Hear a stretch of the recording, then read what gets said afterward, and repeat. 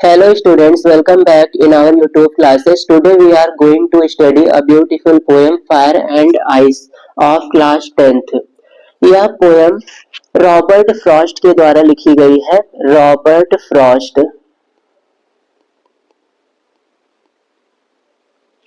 इस पोयम के माध्यम से रॉबर्ट फ्रॉस्ट हमें बताने की कोशिश कर रहे हैं कि संसार का, इस वर्ल्ड का अंत किस प्रकार से हो सकता है। तो उन्होंने दो विधियां बताई हैं, दो कारण बताए हैं जिनसे इस संसार का अंत हो सकता है। पहला कारण है फायर और दूसरा कारण है आइस। तो यहाँ पर फायर और आइस दो कारण हैं, पर इसका ये मतलब नहीं है कि संसार आग में जल जाएगा।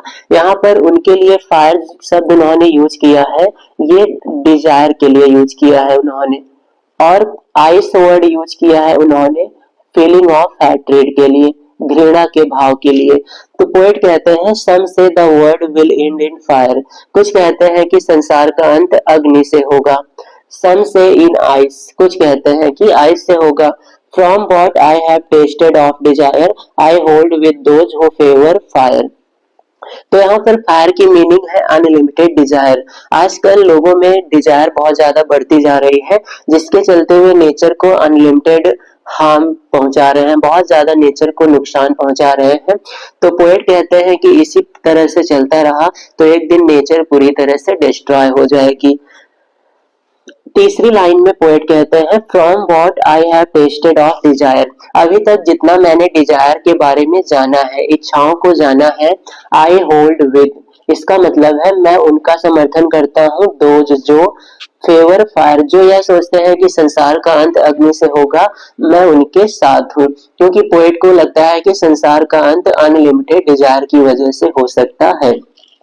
अब सेकेंड स्टैंजा में हम देखते हैं but if it had to perish twice. अब वो कहते हैं कि यदि संसार का अंत दूसरी बार हो तो दूसरी बार किस कारण से होगा। पहली वजह उन्होंने बता दी है अनलिमिटेड डिजायर और फायर को। अब दूसरी वजह वो बताते हैं I think I know enough of hate. वे कहते हैं कि मैं हेट को भी बहुत अच्छे से जानता हूँ, पर्याप्त नॉलेज है घृणा के बारे में मुझे।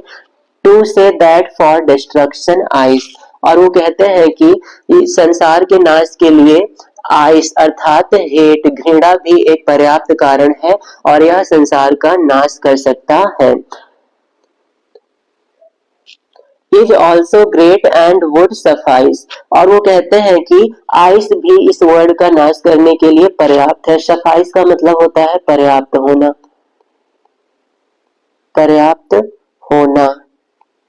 तो उनके हिसाब से हेट की जो फीलिंग है लोगों में, यह भी संसार का अंत करने के लिए पर्याप्त है। तो ये था इस पोयम की मीनिंग, जिसमें पोएट ने संसार के अंत की दो कारकों का वर्णन किया है। एक हमारी अनलिमिटेड डिजायर और दूसरा है फीलिंग ऑफ हैट्रेड, हमारे विचारों, हमारे मन में दूसरों के प्रति घृणा की भावना। तो अब हम देखते हैं इस पोयम के कुछ स्टैंजा रिलेटेड क्वेश्चन। एग्जाम में कुछ क्वेश्चंस आते हैं जिसमें स्टैंजा दिया रहता है और फिर हमें आंसर करना होता है। तो यहाँ पर स्टैंजा बेस्ड हम क्वेश्चंस को सॉल्व करेंगे। तो पेपर में कुछ इस प्रकार की 4 लाइनें दे दी जाती हैं और फिर इनसे रिलेटेड कुछ क्वेश्चंस आते हैं। तो जैसे अभी दिया गया है पहला स्टैंजा, सम से the world will and in fire, some say in ice, from what I have tasted of desire, I hold with those who favor fire. Poet कहते हैं कि इस संसार का अंत अग्नि से होगा, कुछ लोग कहते हैं कि संसार का अंत आइस से होगा, परंतु जहां तक मैंने डिजायर को समझा है, लोगों की इच्छाओं को देखा है, मैं उनका समर्थन करता हूं जो यह चाहते हैं कि संसार का अंत अग्नि से हो। तो यहाँ पर फायर जो है ये स्टैंड करता है हमारी अनलिमिटेड डिजायर के लिए, अनलिमिटेड डिजायर, और ये आइस है फीलिंग ऑफ हेट के लिए। अब हम क्वेश्चन करते हैं। तो पहला क्वेश्चन है from which poem have these lines been taken. यह लाइन्स किस पोयम से ली गई है। Dust of snow, fire and ice, Amanda a tiger in the zoo. तो यह फायर एंड आइस से ली गई है, अभी हमने पढ़ा ही है।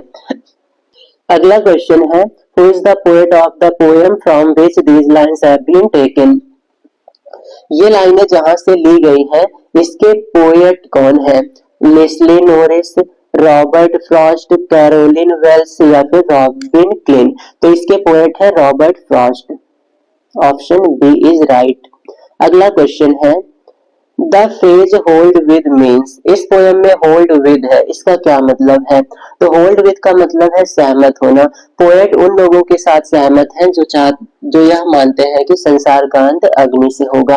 तो होल्ड विद मीन्स एग्री होना। एग्री का मतलब सहमत, सहमत। The cause of man's destruction is. हमारे डिस्ट्रक्शन का कारण क्या है? Family, gold, lust, money. तो हमारी विनाश का कारण है लस्ट, हमारी अनलिमिटेड इच्छाएं। अगला क्वेश्चन है, who is the speaker in the above lines. इन लाइन्स में स्पीकर कौन है? A leader, a teacher, a poet, none. Leader, teacher, poet में यहाँ पर स्पीकर कौन है? तो हमें पता है ये इसके स्पीकर पोएट हैं और उन पोएट का नाम है रॉबर्ट फ्रॉस्ट। तो इस लाइनों को रॉबर्ट फ्रॉस्ट ने कहा है। In the speakers opinion the world will and.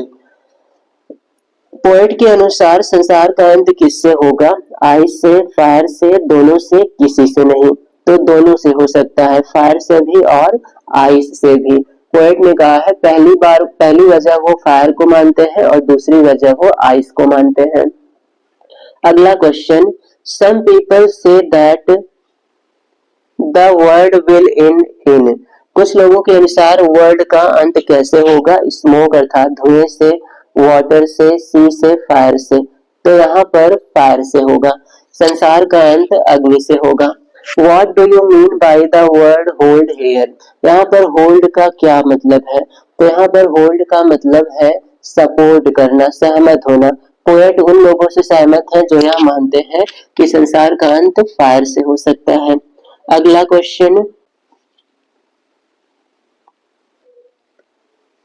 What does the poet compare fire with. यहाँ पर फायर की तुलना पोएट ने किससे की है? हैट्रिड से, डिजायर से, हॉट से, ए और सी दोनों से। तो यहाँ पर पोएट ने फायर की तुलना की है डिजायर से, हमारी अनलिमिटेड इच्छाओं से। तो सही जवाब है ऑप्शन बी। अब एक और स्टैंजा देखते हैं, आखिरी वाला, और इससे रिलेटेड क्वेश्चंस को भी करेंगे। तो ये पैसेज है, स्टैंजा है, but if I had to perish twice. यदि संसार का अंत दूसरी बार हो, I think I know enough of it to say that for destruction ice is also great and would suffice. अगर इस संसार का अंत दूसरी बार होता है तो मैंने घृणा को भी अच्छे से जाना है और घृणा इस संसार का अंत करने के लिए पर्याप्त है। इसमें हमारा पहला क्वेश्चन है, from which poem these lines have been taken. तो ये लाइन्स ली गई हैं फायर एंड आइस से। Who is the poet of the poem from which these lines have been taken. तो इसके पोएट है रॉबर्ट फ्रॉस्ट। अगला, what enough to destroy the world is. संसार का अंत करने के लिए क्या पर्याप्त है? Dictatorship, affection, love, hatred. इस स्टैंजा में हैट्रेड को अंत का कारण बताया गया है और ये हैट्रेड आइस के थ्रू यूज किया गया है। The word suffice means, suffice का मतलब होता है पर्याप्त होना, टू बी एनफ। अब हम देखते हैं इसके क्वेश्चंस। तो पहला क्वेश्चन है, who is the poet of the poem. इस पोएम के पोएट कौन है? Leslie Norris, Robert Frost, Caroline Wells, Robert Klein. तो इस पोएम के पोएट है रॉबर्ट फ्रॉस्ट। अगला क्वेश्चन है, what does the poet compare fire with. इस पोएम में पोएट ने फायर की तुलना किससे की है? तो यहाँ पर फायर की तुलना उन्होंने की है डिजायर से। लोगों की जो अनलिमिटेड डिजायर है, अनियंत्रित इच्छाएं हैं, इससे उन्होंने तुलना की है आग की। तो यहाँ पर बी हो जाएगा डिजायर, सही ऑप्शन। फायर की तुलना डिजायर से की गई है, अनलिमिटेड इच्छाओं से। What is the meaning of perish. Perish का मीनिंग यहाँ पर क्या है? तो पेरिश का मतलब होता है समाप्त होना। समाप्त होना, अंत होना, तो यहाँ पर एंड सही ऑप्शन होगा। एंड मतलब भी होता है समाप्त होना। Option C is right. अगला क्वेश्चन है where has he used personification. यहाँ पर पर्सोनिफिकेशन का यूज उन्होंने कहाँ पर किया है? फायर में, आइस में, अर्थ में, बोथ ए एंड बी में। तो उन्होंने यूज किया है पर्सोनिफिकेशन का फायर और आइस दोनों में, फायर में भी और आइस में भी। तो सही जवाब है ऑप्शन डी। अगला question name the poetic device used in the line to say that for destruction ice is also great. इस लाइन में किस डिवाइस का यूज किया गया है? Figure of speech, metaphor, imagery, alliteration, oxymoron. तो इस लाइन में पोएट ने इमेजरी, फिगर ऑफ स्पीच का यूज किया है। सही जवाब है ऑप्शन बी।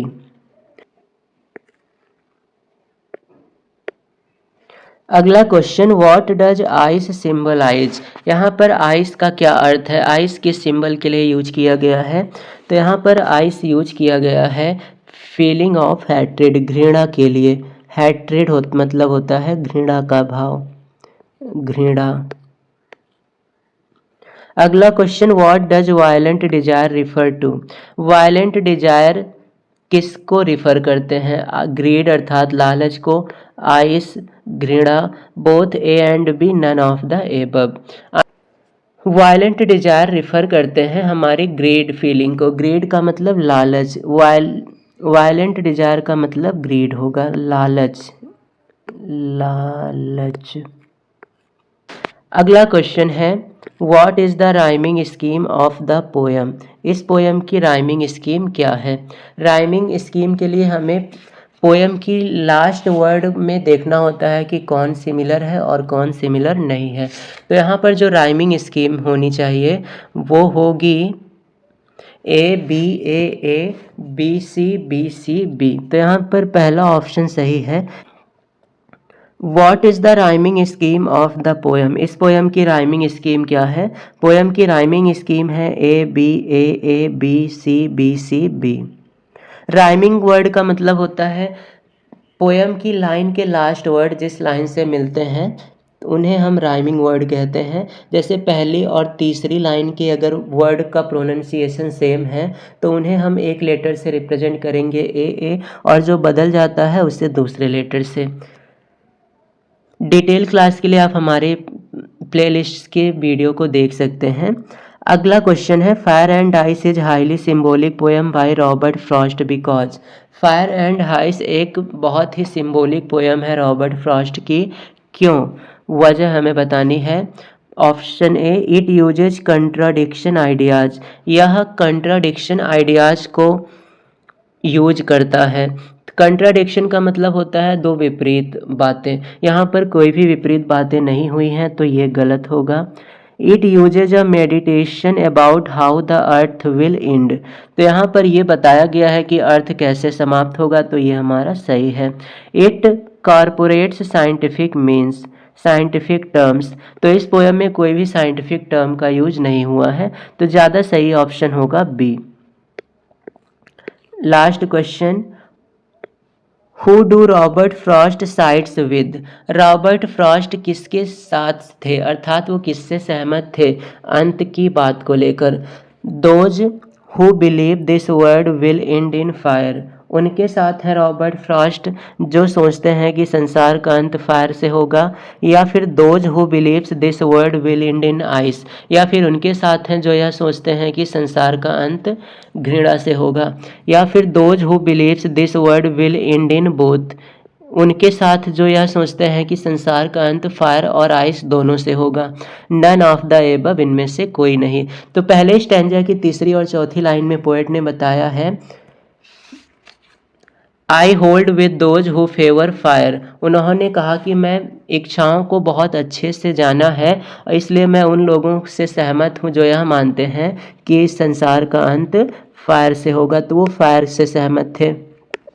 तो ये था फायर एंड आइस के कुछ इंपॉर्टेंट MCQ क्वेश्चंस।